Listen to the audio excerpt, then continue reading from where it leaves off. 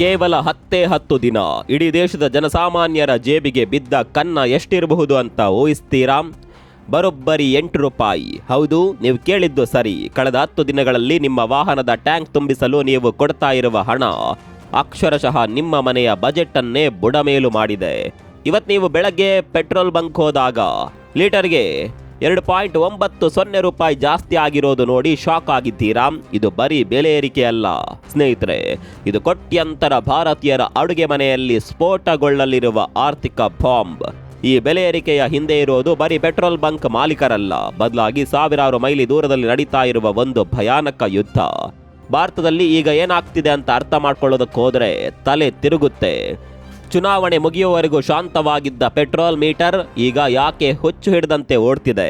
ಇಂದಿನ ನಮ್ಮ ಈ ವಿಡಿಯೋದಲ್ಲಿ ನಾವು ಕೇವಲ ನಂಬರ್ಸ್ಗಳ ಬಗ್ಗೆ ಮಾತನಾಡ್ತಾ ಇಲ್ಲ, ಬದಲಾಗಿ ಈ 8 ರೂಪಾಯಿ ಏರಿಕೆಯಿಂದಾಗಿ ಒಬ್ಬ ಸಾಮಾನ್ಯ ಡೆಲಿವರಿ ಬಾಯ್ನ ಬದುಕು ಹೇಗೆ ಬೀದಿಗೆ ಬರ್ತಾ ಇದೆ, ಒಬ್ಬ ಹೋಟೆಲ್ ಮಾಲೀಕ ಹೇಗೆ ಕಣ್ಣೀರು ಹಾಕ್ತಿದ್ದಾನೆ ಅನ್ನುವ ಮನ ಕಲುಕುವ ಸತ್ಯಗಳನ್ನು ನಿಮ್ಮ ಮುಂದೆ ಇಡಲಿದ್ದೇವೆ. ಅದರ ಜೊತೆಗೆ ಜಗತ್ತಿನ ಅತಿ ಮುಖ್ಯ ಸಮುದ್ರ ಮಾರ್ಗ ಬಂದ್ ಆಗಿರೋದಕ್ಕೂ ನಮ್ಮ ಜೇಬಿನಿಂದ ಹಣ ಪಿಕ್ ಪಾಕೆಟ್ ಆಗ್ತಿರೋದಕ್ಕೂ ಇರುವ ಲಿಂಕ್ ಏನು ಅನ್ನೋದನ್ನ ಡೀಟೇಲ್ ಆಗಿ ನೋಡೋಣ. ಸ್ನೇಹಿತರೆ ನಮಸ್ಕಾರ, ಚರಿತ್ರೆ ಮತ್ತೊಂದು ವಿಡಿಯೋಗೆ ನಿಮಗೆಲ್ಲ ಪ್ರೀತಿಯ ಸ್ವಾಗತ.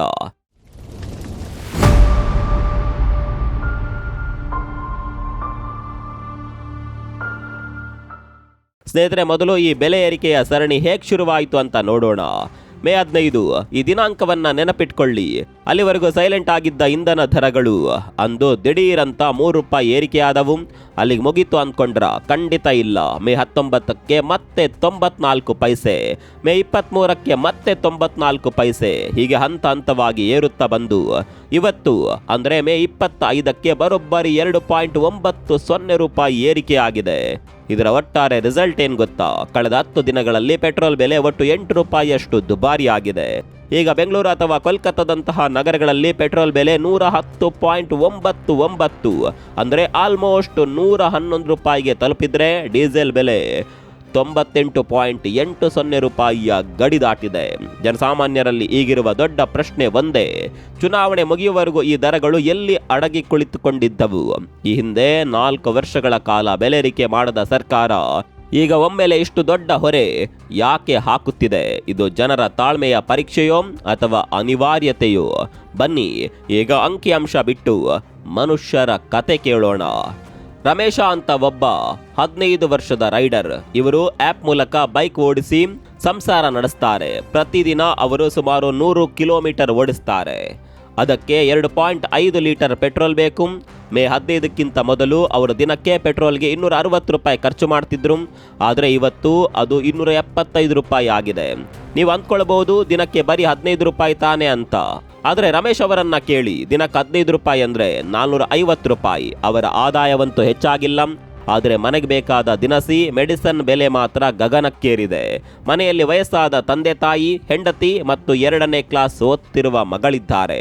ಈ 500 ರೂಪಾಯಿ ಆ ಕುಟುಂಬಕ್ಕೆ ಎಷ್ಟು ಮುಖ್ಯ ಅನ್ನೋದು ಅವ್ರಿಗೆ ಮಾತ್ರ ಗೊತ್ತು. ಇದು ಬರೀ ರಮೇಶ್ ಅವರ ಕಥೆಯಲ್ಲ, ನಿಮ್ಮ ಮನೆಗೆ ಊಟ ತರುವ ಪ್ರತಿಯೊಬ್ಬ ಡೆಲಿವರಿ ಬಾಯ್ನ ಕತೆ ಕೂಡ ಇದೇ ಆಗಿದೆ. ಇನ್ನೂ ಶಾಕ್ ಕೊಡುವ ವಿಷಯ ಅಂದ್ರೆ ಬರೀ ಪೆಟ್ರೋಲ್ ಅಷ್ಟೇ ಅಲ್ಲ, ಅಡುಗೆ ಅನಿಲ ಕೂಡ ಸ್ಫೋಟಗೊಂಡಿದೆ. ಮನೆಗೆ ಬಳಸುವ ಸಿಲಿಂಡರ್ ಬೆಲೆ 60 ರೂಪಾಯಿ ಜಾಸ್ತಿ ಆದರೆ ಈ ಹೋಟೆಲ್ಗಳಲ್ಲಿ ಬಳಸುವ ಕಮರ್ಷಿಯಲ್ ಸಿಲಿಂಡರ್ನ ಬೆಲೆ ಅಕ್ಷರಶಃ ಗಗನಕ್ಕೇರಿದೆ. ಬರೋಬ್ಬರಿ 1300 ರೂಪಾಯಿ ಏರಿಕೆಯಾಗಿದೆ. ಸುರೇಶ್ ಅನ್ನುವ ಒಬ್ಬ ಹೋಟೆಲ್ ಮಾಲೀಕನ ಉದಾಹರಣೆ ತೆಗೆದುಕೊಳ್ಳಿ. ಅವರು ಜನವರಿಯಲ್ಲಿ ಅಡುಗೆ ಅನಿಲಕ್ಕಾಗಿ 38,000 ರೂಪಾಯಿ ಖರ್ಚು ಮಾಡ್ತಿದ್ರು. ಆದರೆ ಇವತ್ತು ಅವರ ಬಿಲ್ 66,000 ರೂಪಾಯಿಗೆ ಬಂದಿದೆ. ಸುರೇಶ್ ಅವರು ಹೋಟೆಲ್ ರೇಟ್ ಜಾಸ್ತಿ ಮಾಡದಿದ್ರೆ ಅವರು ಲಾಭ ಮಾಡೋದಕ್ಕೆ ಆಗೋದಿಲ್ಲ.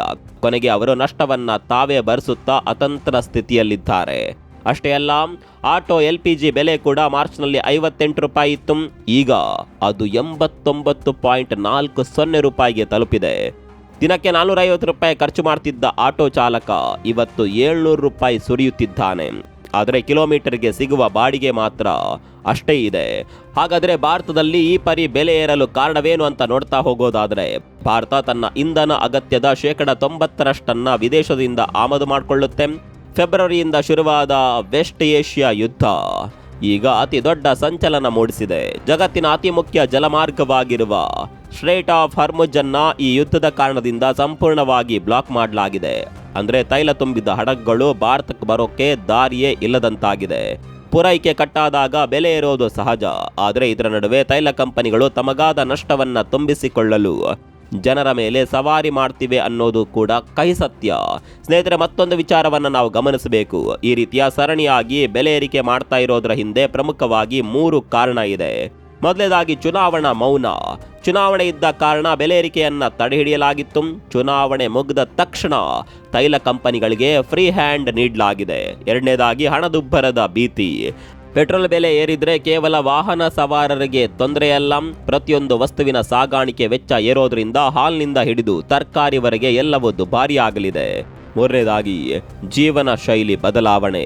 ಮಧ್ಯಮ ವರ್ಗದ ಜನ ಈಗ ಕಾರು ಬಿಟ್ಟು ಮೆಟ್ರೋ ಅಥವಾ ಪಬ್ಲಿಕ್ ಟ್ರಾನ್ಸ್ಪೋರ್ಟ್ಗೆ ಶಿಫ್ಟ್ ಆಗಲಿದ್ದಾರೆ.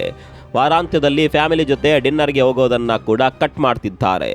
ಅಂದರೆ ದೇಶದ ಆರ್ಥಿಕ ಚಟುವಟಿಕೆಗಳು ನಿಧಾನವಾಗುತ್ತಿವೆ. ಈ ಬೆಲೆ ಏರಿಕೆಯ ಬಿಸಿ ಬರೀ ರೈತರಿಗೆ ಅಥವಾ ಡೆಲಿವರಿ ಬಾಯ್ಸ್ಗೆ ಮಾತ್ರ ತಟ್ಟಿಲ್ಲ, ದೊಡ್ಡ ದೊಡ್ಡ ಕಾರ್ಪೊರೇಟ್ ಸಂಸ್ಥೆಗಳನ್ನು ಕೂಡ ನಡಗಿಸ್ತಾ ಇದೆ. ಇದಕ್ಕೆ ಲೇಟೆಸ್ಟ್ ಉದಾಹರಣೆ ಅಂದರೆ ಸೆಬಿ. ನಿಮ್ಗೆ ಆಶ್ಚರ್ಯವಾಗಬಹುದು, ಇವತ್ತು ಅಂದರೆ ಮೇ 25ರಿಂದಲೇ ಜಾರಿಗೆ ಬರುವಂತೆ ತನ್ನ ಉದ್ಯೋಗಿಗಳಿಗೆ ಸೆಬಿ ವರ್ಕ್ ಫ್ರಮ್ ಹೋಮ್ ಘೋಷಣೆ ಮಾಡಿದೆ. ಹಣಕಾಸು ನಿಯಂತ್ರಣ ಮಾಡುವ ಸಂಸ್ಥೆಯೇ ತನ್ನ ಉದ್ಯೋಗಿಗಳಿಗೆ ಮನೆಯಿಂದ ಕೆಲಸ ಮಾಡಿ ಅಂತ ಹೇಳ್ತಿದೆ. ಅಂದರೆ ಇಂಧನದ ಮಿತ ಬಳಕೆ ಮಾಡೋದು ಅನಿವಾರ್ಯವಾಗಿದೆ ಅನ್ನೋದು ಇದರ ಅರ್ಥ.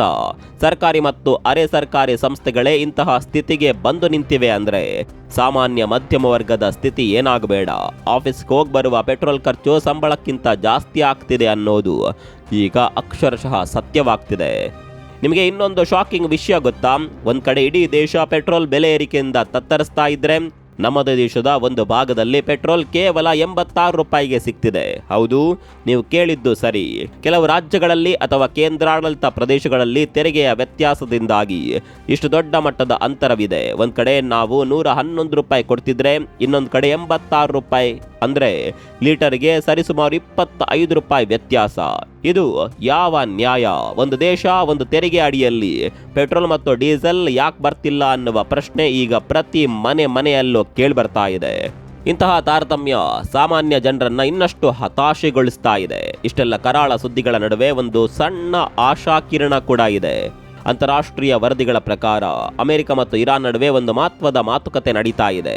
ಈ ಮಾತುಕತೆ ಸಕ್ಸಸ್ ಆದರೆ ಇರಾನ್ ಮೇಲಿನ ನಿರ್ಬಂಧಗಳು ಸಡಿಲವಾಗಬಹುದು. ಅದೇನೇ ಇರಲಿ, ಎಕ್ಸ್ಪರ್ಟ್ಗಳ ಪ್ರಕಾರ ಈ ಹಾರ್ಮುಜ್ ಜಲಮಾರ್ಗದಲ್ಲಿ ಸಂಘರ್ಷ ಮುಂದುವರಿದರೆ ಬೆಲೆ ಇನ್ನೂ ಏರಬಹುದು. ಒಂದು ವೇಳೆ ಅಮೆರಿಕ ಮತ್ತು ಇರಾನ್ ನಡುವೆ ಯಾವುದಾದ್ರೂ ಒಪ್ಪಂದ ಏರ್ಪಟ್ಟರೆ ಮುಂದಿನ 30 ದಿನಗಳಲ್ಲಿ ಈ ಜಲಮಾರ್ಗ ಸರಿಯಾಗಬಹುದು. ಅಲ್ಲಿವರೆಗೂ ನಾವು ಈ ಬೆಲೆ ಏರಿಕೆಯ ಬಿಸಿಯನ್ನ ಅನುಭವಿಸಲೇಬೇಕು. ಬಹುಶಃ ಪೆಟ್ರೋಲ್ ಲೀಟರ್ಗೆ 120 ರೂಪಾಯಿ ದಾಟಿದ್ರೂ ಆಶ್ಚರ್ಯ ಪಡಬೇಕಾಗಿಲ್ಲ. ಸ್ನೇಹಿತರೆ, ಕೊನೆಯದಾಗಿ ಬೆಲೆ ಏರಿಕೆ ಅನ್ನೋದು ಬರೀ ಪೇಪರ್ ಹೆಡ್ಲೈನ್ ಅಲ್ಲ ಸ್ನೇಹಿತರೆ. ಅದು ರಮೇಶ್ರಂತಹ ಲಕ್ಷಾಂತರ ಜನರ ಬದುಕಿನ ಪ್ರಶ್ನೆ. ಒಂದ್ ಕಡೆ ಆದಾಯ ಕುಸಿತ, ಇನ್ನೊಂದು ಕಡೆ ಬೆಲೆ ಏರಿಕೆಯ ಸುನಾಮಿ. ಈ ನಡುವೆ ಸಾಮಾನ್ಯ ಮನುಷ್ಯ ಹೇಗೆ ಬದುಕಬೇಕು? ಸರ್ಕಾರಗಳು ಕೇವಲ ಅಂಕಿಅಂಶಗಳಲ್ಲಿ ಅಭಿವೃದ್ಧಿ ತೋರಿಸಿದ್ರೆ ಸಾಲದು. ಜನರ ಅಡುಗೆ ಮನೆಯ ಬಜೆಟ್ ಸರಿಯಾಗಿರುವ ಹಾಗೆ ನೋಡ್ಕೊಳ್ಬೇಕು. ಇದರ ಬಗ್ಗೆ ನಿಮ್ಮ ಅಭಿಪ್ರಾಯ ಏನು? ನಿಮ್ಮ ಊರಿನಲ್ಲಿ ಇವತ್ತು ಪೆಟ್ರೋಲ್ ಬೆಲೆ ಎಷ್ಟಿದೆ? ಕಾಮೆಂಟ್ ಮಾಡಿ ತಿಳಿಸಿ. ಮತ್ತೊಂದು ವಿಡಿಯೋದಲ್ಲಿ ಸಿಗೋಣ. ಅಲ್ಲಿವರೆಗೂ ನಮಸ್ಕಾರ.